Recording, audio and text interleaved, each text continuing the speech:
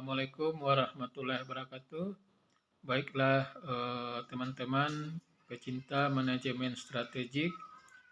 Hari ini kita akan membahas topik dengan judul mendefinisikan pernyataan visi dan misi organisasi. Jadi ini langkah pertama kalau kita menyusun perencanaan strategis ya. Oleh karena itu kita ingin mengetahui dulu apa sebenarnya visi.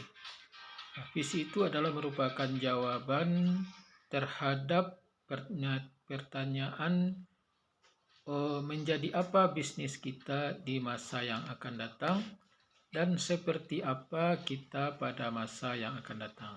Inilah yang disebut dengan visi. Visi ini perlu dikomunikasikan pada seluruh anggota organisasi. Kemudian setelah itu, untuk melaksanakan visi perlu adanya misi. Apa itu misi? Misi itu adalah suatu jawaban dari pertanyaan apa bisnis kita sesungguhnya. Bagaimana kita mencapai visi tersebut. Inilah yang disebut dengan misi. Pernyataan misi yang jelas diperlukan dalam menurunkan tujuan dan menformulasikan daripada strategi organisasi. Kemudian, apa ciri-ciri daripada visi yang baik?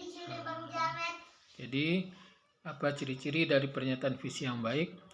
Yang pertama adalah ringkas, sebaiknya kurang dari 10 kata. Kemudian yang kedua, menarik perhatian dan mudah diingat. Jadi visi itu harus menarik perhatian dan mudah diingat oleh setiap orang yang ada dalam organisasi. Selanjutnya yang ketiga, memberi inspirasi dan memberi tantangan bagi prestasi perusahaan pada masa yang akan datang. Kemudian dapat dipercaya dan konsisten dengan nilai-nilai strategi serta misi daripada organisasi. Selanjutnya, ciri yang berikutnya berfungsi sebagai titik temu dengan semua stakeholder daripada perusahaan. Kemudian yang selanjutnya, ciri visi yang baik itu adalah dengan jelas menyatakan esensi mengenai seperti apakah seharusnya organisasi kita atau perusahaan kita pada masa yang akan datang. Kemudian yang terakhir, ciri visi yang baik itu adalah memungkinkan fleksibilitas dan kreativitas dalam melaksanakannya. Jadi itulah ciri-ciri daripada visi yang baik. Kenapa pernyataan visi itu penting? Jadi ada beberapa alasan kenapa pernyataan visi ini dianggap penting. Yang pertama adalah menjamin adanya kesatuan maksud di dalam organisasi. Jadi kesatuan tujuan maksud daripada organisasi tergambar dari visi tersebut. Kemudian yang kedua adalah memberikan dasar atau standar untuk mengalokasikan sumber daya yang dimiliki oleh perusahaan.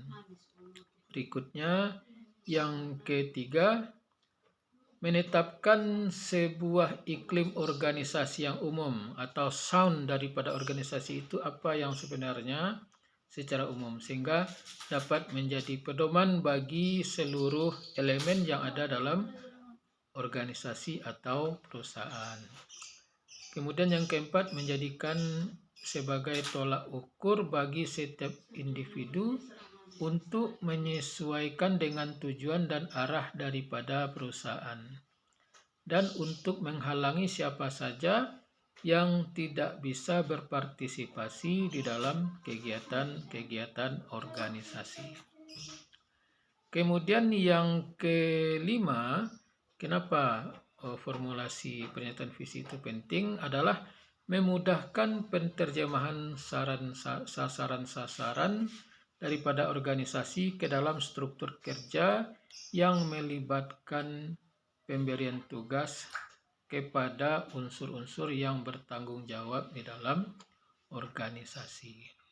Kemudian yang terakhir, kenapa visi itu penting?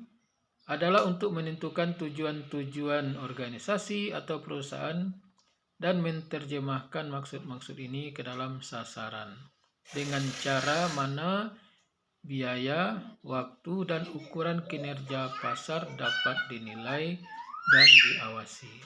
Nah, jadilah itu alasan kenapa kenapa kita perlu merumuskan pernyataan visi. Kemudian kita masuk kepada